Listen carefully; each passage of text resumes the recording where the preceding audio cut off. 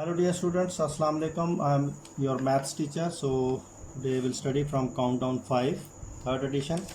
So we'll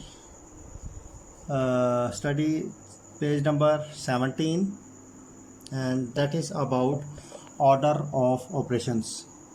तो operations आपको पता है क्या होते हैं? Division, multiply, addition and subtraction.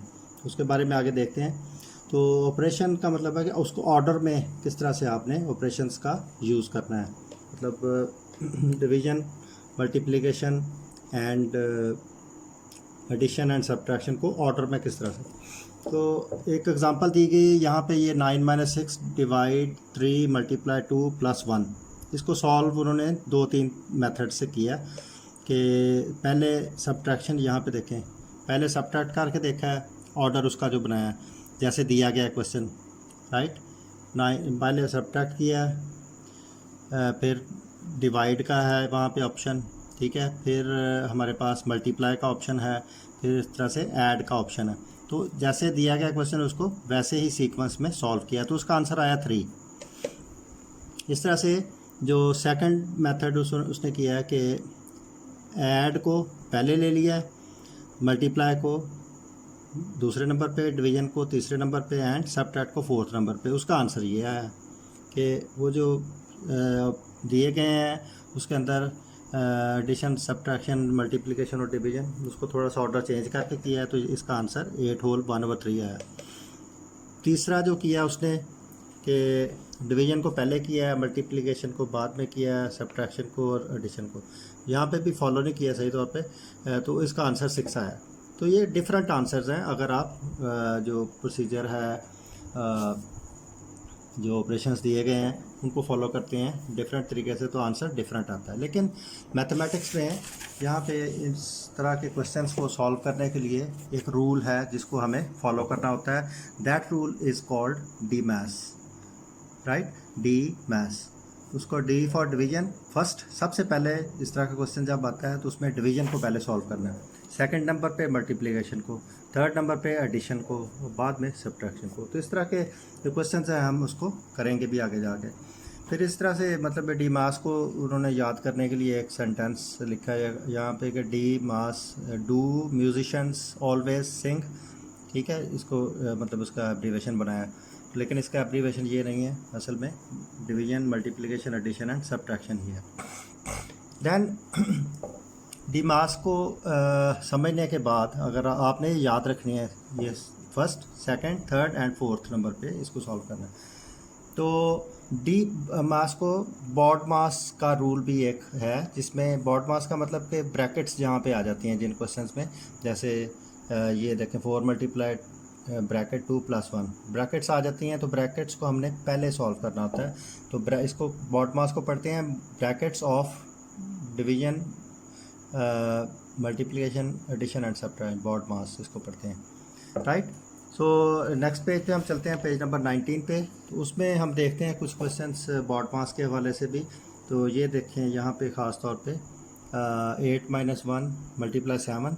तो 8 - 1 को ब्रैकेट में लिखा है, तो ब्रैकेट पहले सॉल्व करते हैं हमेशा, बाद में आपने यहाँ पे बॉड मास का जो है ब्रैकेट ऑलवेज फर्स्ट, पहले ब्रैकेट को सॉल्व करके जो भी साइन है उसके अंदर प्लस है, माइनस है, मल्टीप्लाई है, डिवाइड का है साइन, तो आपने सबसे पहले ब्रैकेट सॉल्व करनी है। सॉल्व करने के बाद आपने जो बाहर नंबर लिखा है उसके साथ मल्टीप्लाई करना है।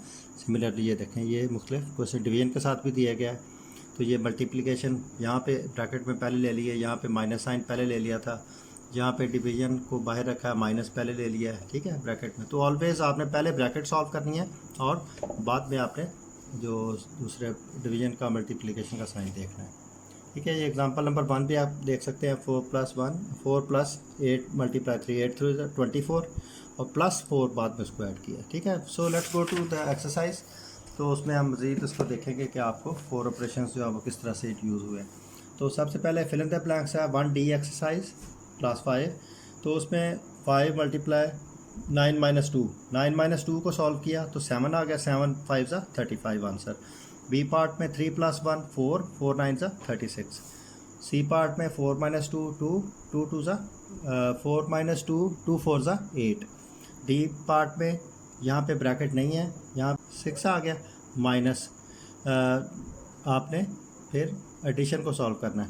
9 + 3 13, 13 - 6 7। तो then we move to E part. E part में 6 + 7 × 5, 7 5 = 35 पहले सॉल्व करना है।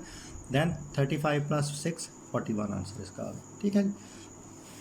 State whether the following statements are true और फॉल्स। ठीक है, ये स्टेटमेंट्स दी गई हैं, इसमें 4 + 6 is in the bracket, divide का साइन है, देन 5 × 7। तो here we will solve bracket first. 4 + 6 10, right. तो 10 डिवाइड बाय 5। ठीक है, तो 10 डिवाइड बाय 5, तो ये आ जाएगा आपके पास मल्टीप्लाई 7। तो 5 2s are 10, 5 2s are 10। तो 7 × 2 14। सो ये फॉल्स होगी स्टेटमेंट। इस तरह से दूसरी स्टेटमेंट भी फॉल्स है, तीसरी फॉल्स, चौथी फॉल्स, पाँचों स्टेटमेंट फॉल्स हैं। इसको आपने सॉल्व करके देख लेना है। तो आंसर इक्वल नहीं आएगा तो आपका स्टेटमेंट फॉल्स है। Then correct answers, correct answers हमने चूज़ करने हैं। सो करेक्ट आंसर्स चूज़ करेंगे तो उसमें देखें स्टेटमेंट दी गई है 6 + 9 - 3 × 2। तो पहले इसको मल्टीप्लाई को 3 2 = 6 आपने सॉल्व किया, यहाँ पे 6 आ गया। तो 9 + 6 15, 15 - 6 9। सो आंसर विल बी 9, हियर 9। इस तरह से इसका आंसर देख लें। 4 को 16 से डिवाइड किया, 4 4 = 16, फिर 4 के साथ आपने आंसर 4 आया, 12 4 = 48, 48 में 3 आपने ऐड कर देना है। ठीक है, तो इसको सॉल्व कर ही लेते हैं। लेट्स सी, इसको सॉल्व करके देखते हैं। ये शायद बी पार्ट है 13 + 12 × 16 डिवाइडेड बाय 4। ये बी पार्ट है।